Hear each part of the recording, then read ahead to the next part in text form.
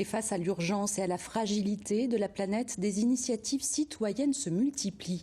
Dans les Pyrénées-Orientales, une cinquantaine de bénévoles se sont donné rendez-vous sur les berges de la Tête pour une collecte de déchets, nombreux sur les rives de ce fleuve côtier. C'est un reportage d'Alexis Delacour et Philippe Georget.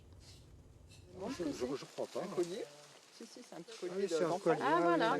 Un collier d'enfants abandonné en pleine nature, des bouteilles plastiques par dizaines, voire même des pneus. Sur les berges de la Tête, les déchets sont légion et dans des recoins parfois inattendus. Il faut vraiment aller gratter sur les arbres. Ça fait un peu comme des sapins de Noël. Voilà, regarde. Là, tu as du textile. À l'aide de leurs mains, ce jour-là, une cinquantaine de personnes participent à une collecte de déchets sauvages, un travail de longue haleine. Ça se répand partout dans la nature, c'est une vraie catastrophe et après on le retrouve dans tout l'environnement et dans les organismes vivants, quoi.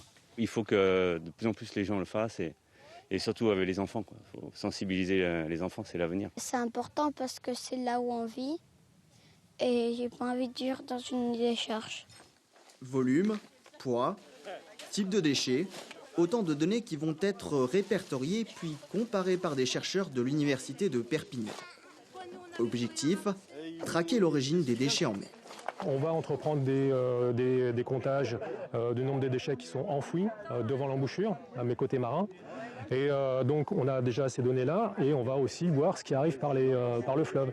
Voilà, et on veut comparer un petit peu ça, on veut vérifier vraiment que la Tête soit bien une source de déchets pour le milieu marin, notamment notre littoral local.